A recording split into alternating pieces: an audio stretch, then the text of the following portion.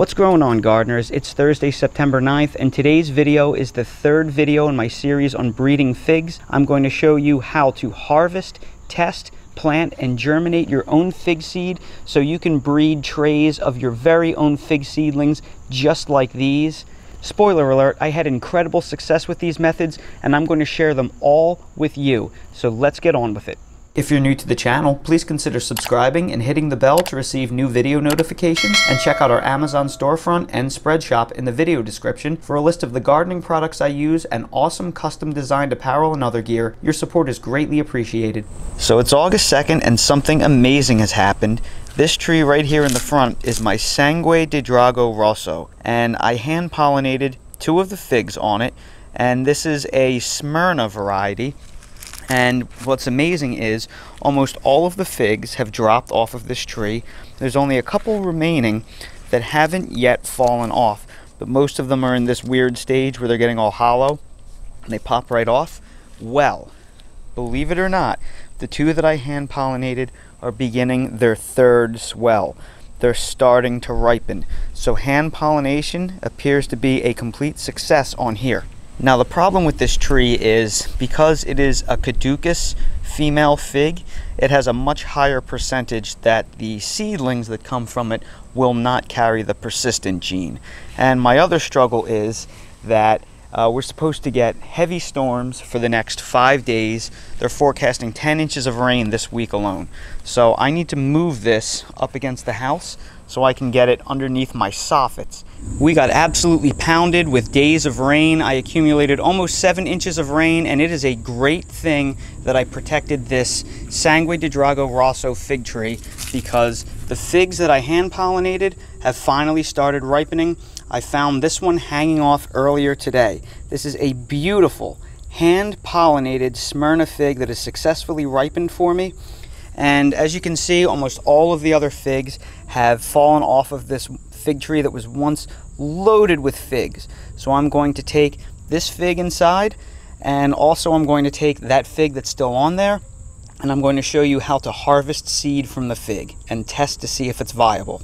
And to make things even more exciting, I was able to ripen one of the Meteorito figs that I hand pollinated. Now it did burst on me. There's a nice big split in the fig, but that is not a big deal because we're not going to eat this fig. We are simply going to harvest it for the seed. So we can also test the Meteorito to see if it has viable seed in it as well.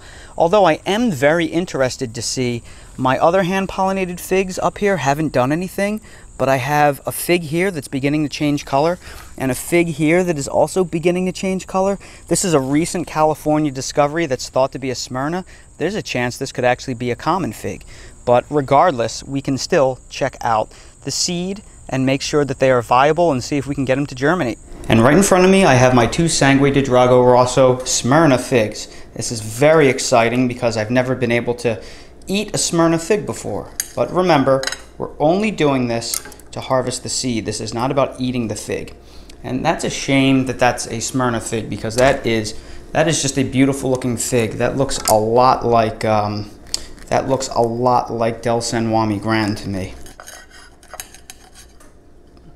And wow, I don't know if I've ever seen caprified figs before, and they look completely different.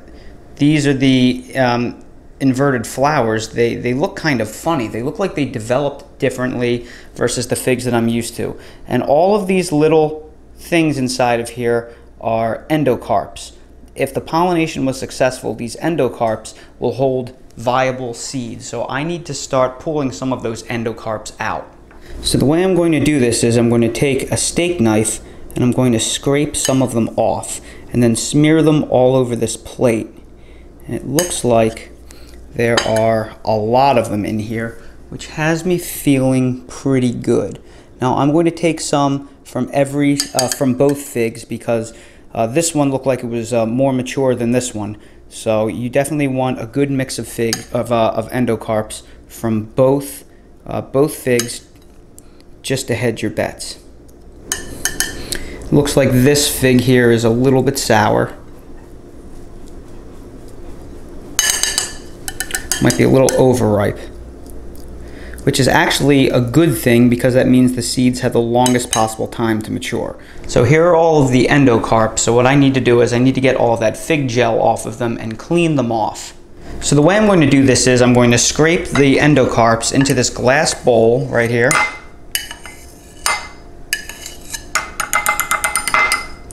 And remember, I'm making this up as I go along. I have no idea if this method is going to work. This is just all in my head.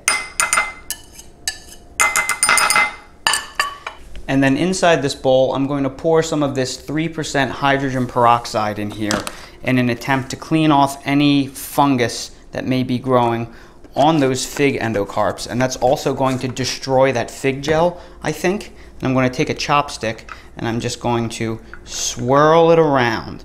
And this should help not only clean off the fig endocarps, but also sanitize them as well for the next step of the process.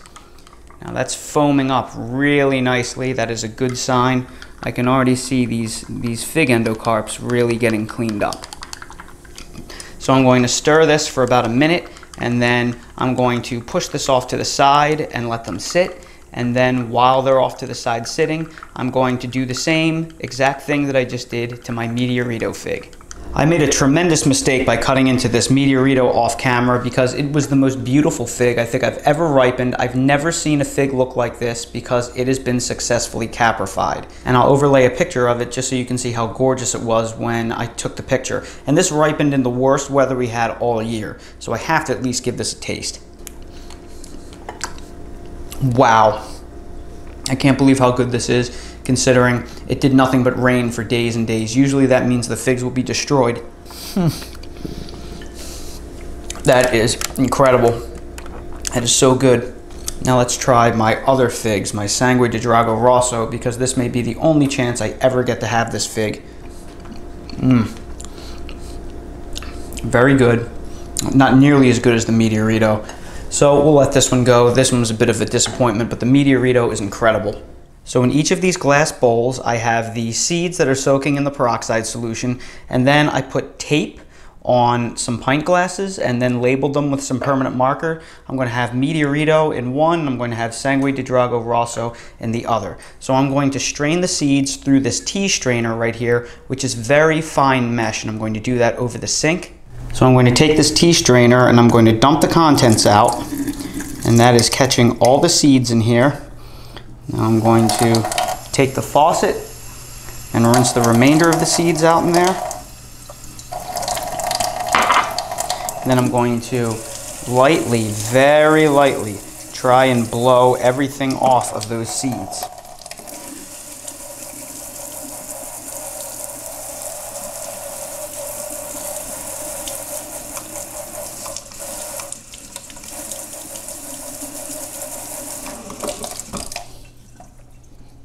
Now I'm simply going to dump the Sangue de Drago Rosso seeds.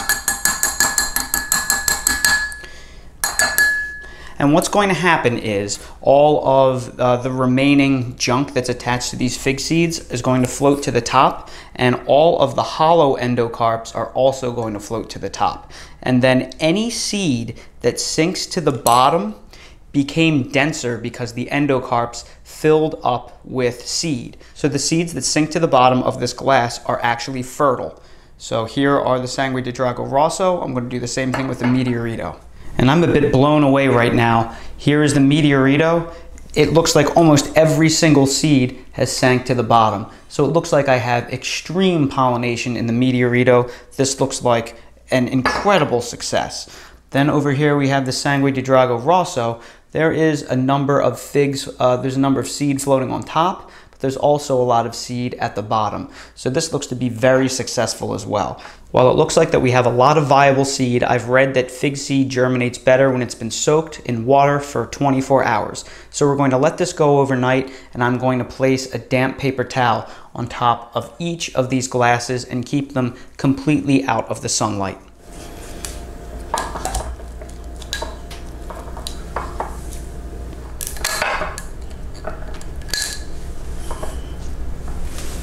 The seeds have been soaking for an entire 24 hours, and I'm stunned by what I'm seeing. Here is my Meteorito. I have, it looks like, It's really hard to see, but there's probably only about 3 or 4 seeds that are actually floating in there. Every other seed has completely sank to the bottom. So it looks like I have almost 100% pollination. So what I'm going to do is I'm going to pull out just a couple of the seeds that are floating on top. It'll be a little bit easier to do this with a paper towel. That'll help you pull the seeds off. And you can see these are just a couple of unpollinated seeds that were floating on top. So now we've removed the handful of unpollinated seeds. I'm going to put them in this glass dish that I have marked with an M for Meteorito. And again, I'm going to take this tea strainer and I'm going to dump the seeds into the sink and pass them through the tea strainer to catch them all.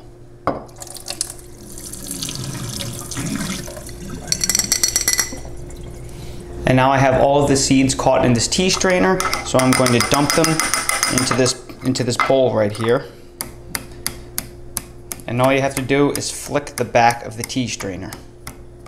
And now all the seeds have been collected in there. So I'm going to do the exact same thing to my Sangue di Drago Rosso, which almost had 100% pollination as well. You can see almost all the seeds are sitting in the bottom. That means that they have been properly pollinated. I'm going to skim any of the residue off the top. I'm going to rinse this strainer off very well. And then I'm going to put those seeds in this little glass dish that I have marked with an S. So now we're going to plant the seed. Now I did a lot of research on fig seed germination, and apparently it is very difficult to do. Fig seeds are very finicky, they have a low germination rate, and they also apparently need a lot of heat and humidity to germinate. And they don't like to sit in saturated soil either. So I have 3 different methods that I'm going to try to germinate the fig seeds to see which works the best. The first one is in pure vermiculite, which you see right here. The vermiculite has been saturated. I'm simply going to lay the seeds right on top of the vermiculite, which I have labeled. One is Meteorito, one is the Sangue di Drago Rosso, and then I'm going to put them outside and then put a clear plastic tub over them to keep any rain off. I'm going to have to make sure I keep the moisture level significant in this vermiculite. And then it's going to be outside in a very high humidity environment because we're in a summer in coastal North Carolina. The humidity is intense. Second,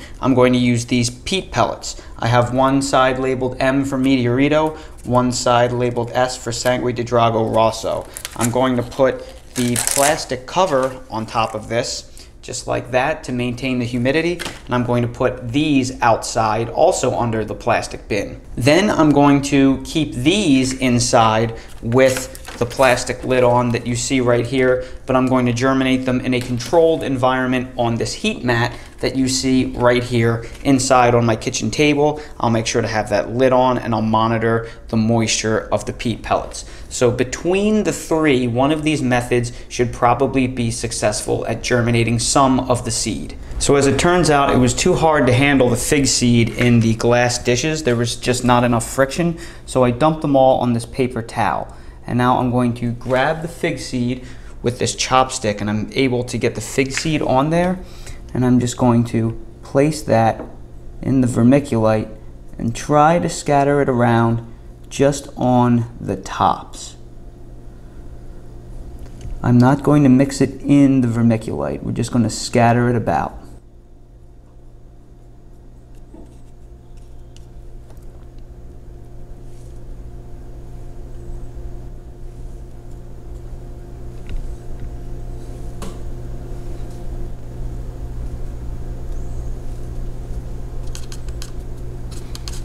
And now that the seed has been placed, I'm just going to gently press it down with my finger, very gently, just to make sure all of the seed is contacting the surface of the vermiculite. And now that the seeds have been placed in the vermiculite, we're going to place them in the peat pods as well. And I'm going to try to grab these one by one, and I want to put probably about 3 to 4 seeds in each individual peat pellet.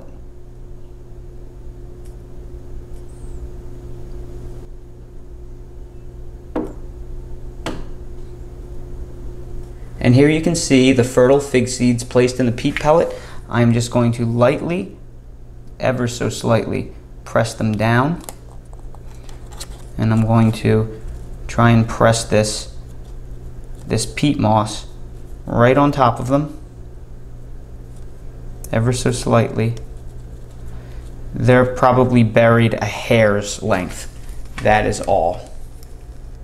Now all of the fig seeds are planted in their respective trays, but I still have a number of fig seeds left over. So since I had so many seeds left over, it seemed like a tragedy to just throw them all out. So I have these old containers full of potting mix that I have nothing growing in. So I just sprinkled all the seeds of each variety on top. So I'm just going to let them outside unprotected and we'll see if they germinate. So this is where I'm going to store my fig seeds. Now I have a very large Sterilite clear plastic container over it, and I want to do that to both block some of the harsh UV rays of the sun and also hold in some of the humidity.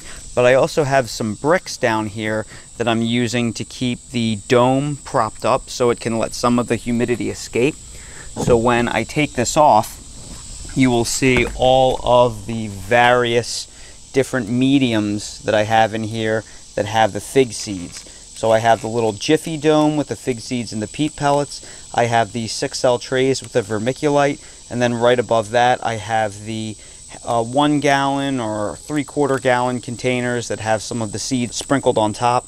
And then there's also a couple of other fig cuttings in there that I'm just casually rooting. So that's where I'm going to keep these until hopefully they germinate. And then right here is my other peat pellet tray that's sitting on a seedling heat mat. Underneath this dome are the peat pellets full of the seeds. So I'm going to hopefully have germination in here as well. I'm really hoping that the peat pellets germinate because it'll make it much easier to transplant any seedlings. Some of you may want to know how the pollination was in the figs that I directly stuck just a dry needle with a little bit of pollen in there. And I tested 2 figs and I wasn't very impressed.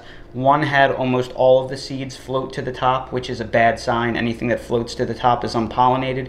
And the other one has some that sunk to the bottom. You can see there are some fig seeds down there, but overall I'm pretty much not impressed by the pollination in this method. I had a much better success rate with the sucrose solution. That led to pollination in almost 100% of the seeds that I soaked in every single fig that I tested, which is just incredible. It's Friday, August 13th, and I cannot believe what I'm seeing. I have 1, 2, 3 seedlings that have already germinated in the 100% vermiculite. That is incredible. Now I don't have any seedlings that have germinated yet in any of the peat pellets or in my containers, but I didn't expect that I'd see any germination for weeks. So this is absolutely blowing my mind. And if this isn't impressive enough, I have something even more awesome to show. My white Madeira #1 fig tree has 1, 2 figs that are starting to ripen that I hand pollinated. This was my first choice for a tree to hand pollinate because I love the fruit so much, and this fig feels like it's going to be perfect tomorrow. So I'm going to be able to harvest that fig tomorrow, and I'm going to definitely wash, clean, and plant the seeds in the exact same way that I just showed you, especially focusing on the 100% vermiculite because I am blown away by the germination. It is now Sunday, August 29th, and I've made a lot of progress on germinating in my various control mediums right here, and I think I'm finally at the point where I can give you a review on how all of my different planting methods work in terms of germination. The first method that I tried was germinating them inside peat pellets in one of these humidity domes on a seedling heat mat inside on my kitchen table. And originally I thought this was going to be the greatest method because I got rapid germination in a tremendous amount of the seeds. They started germinating immediately and they were all looking really good, but there was a problem. And that problem was damping off disease. Here you can see these little lines here used to be plants that germinated, but they have since damped off, and all of them eventually failed. And I think the problem is these peat pellet mediums are designed for germinating annual vegetable seeds that 2 weeks after germination have a set of true leaves on them, and they are immediately ready to be transplanted outside. This fig seed is going to have to sit in mediums like this for weeks, if not a couple of months, before they get large enough to transplant. And these little tiny pellets, they're just not made for that kind of germination. It's pretty clear to me that you need a medium that is more resistant against rot, and peat moss and cocoa coir, while it's great for germinating annuals, they eventually become overwhelmed with fungal diseases if they're not exposed to direct sunlight. And if you do expose them to direct sunlight, they dry out so quickly. So I think these are just not an appropriate medium. Ditto to the peat pellets that I left in a greenhouse dome outside. I kept them moist at all times, but not a single seed germinated in direct sunlight. So clearly peat pellets and direct outdoor sunlight, they must be way too strong. Whatever the formula is, it is not correct for germinating fig seed. Surprisingly, what did really well was old potting mix that I have in these little 1-gallon nursery pots. And these are my Sangue di Drago Rosso and my Meteorito seeds that I just tossed in there because I didn't think they germinate in these pots. Now, because I had such low expectations, I didn't use a whole lot of these pots for my other seed, but I did just put some Del San Juan Grand seed in this smaller pot right there just a couple of days ago. So hopefully they will germinate for me, but I want to show you what the true winner has been so far. The unquestioned winner of the fig germination method contest was the vermiculite that was left outside to germinate directly in the sunlight with one of those plastic tubs on top of it in order to maintain some humidity and cut back on some of the UV rays. So here I have my Meteorito and my Sangue di Drago Rosso, which I planted several weeks ago. They were the first seeds that I planted.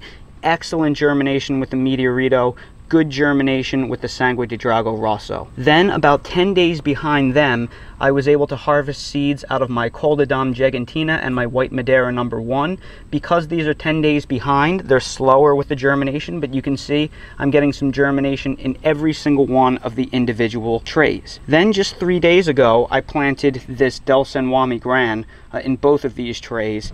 That was my latest fig by far to mature. However, all of the seeds sank, so I know something is going to germinate. But overall, I think I'm going to have a really nice selection of plants that I can hopefully transplant. So here are my final thoughts on what I learned throughout this part of the experiment. The first thing is that the enemy of fig seed germination is clearly damping off disease. So we have to use mediums and environments that are resistant to damping off. Now, it's clear that vermiculite is by far the most resistant medium to damping off just because of its makeup and how great it drains. You can keep it very wet at all times and it really resists any kind of mold or fungal growth. If you do not want to use vermiculite, the next best option is a large container that is deep and that is full of potting mix, because you can allow that first ½ inch or so of soil after the seeds germinate to dry out, and that will help prevent damping off disease, but it'll still stay damp beyond that, so that the small roots can still find some water somewhere inside that mix. You cannot use small peat pellets. Now, it's also clear that it's best to germinate these directly outside, and my guess is the UV rays of the sun help sterilize the top layer of the soil and help keep that bacteria, mold, fungal growth from growing that can cause the disease. That does not happen indoors, so I strongly discourage starting your fig seeds indoors. I do really like what I did here with stacking a couple of bricks and then putting one of these very large plastic containers on top, because that blocked a little bit of the UV rays and it really held that humidity in there, but it still gave very great exposure to the UV rays of the sun, which clearly had some kind of sterilizing effect while it still maintained adequate humidity and moisture levels. So that's pretty much where I'm at. I'm very happy with the progress. I can't believe that on my first time I have this much germination. So this really gives me hope for the future, and it makes me confident that this is a good method that I'm putting together for all of you to easily follow. So now what I have to do is play the waiting game and wait for most of my seedlings to get large enough that I can actually transplant them into larger containers. So that will be part 4 of this when things finally progress to the point where I can transplant. It's probably going to be quite a ways before I can do that, however, because these things are little baby starts at this point. So everybody, thank you so much for watching this video. If you found it helpful, please make sure to hit that like button. If you haven't already subscribed to the channel, please subscribe for future updates and more videos like these. If you're curious about any of the products that I use, they're all linked down below in the video description in my Amazon storefront link. If you want to buy any channel related merch and support the channel, that's all linked in my spread shop in the video description. Thank you all again so much for watching, and I hope to see all of you again on the next video. Hey Dale, it's almost dinner time. Are you hungry? Let's show everybody what a good boy you are. Dale, can you sit? Wait. Sorry, buddy. We're all out of the homemade food, so we have to give you dry food today until I can make you more. All right, buddy. Wait. Wait for your dinner. No. Sit. Wait. I want to get the camera. Oh, you're being very good, Dale. You're being a very good boy. Okay. Good boy. Excellent job. Dale, you are such a good boy. That's why we have to use this slow feeder bowl on Dale, because he eats so fast, and the slow feeder really helps control his fast eating. So if you have a dog that eats too fast, this slow feeder bowl is amazing. They're very cheap. I do have it linked in my Amazon storefront if you're interested. They've really helped Dale not have issues gulping his food.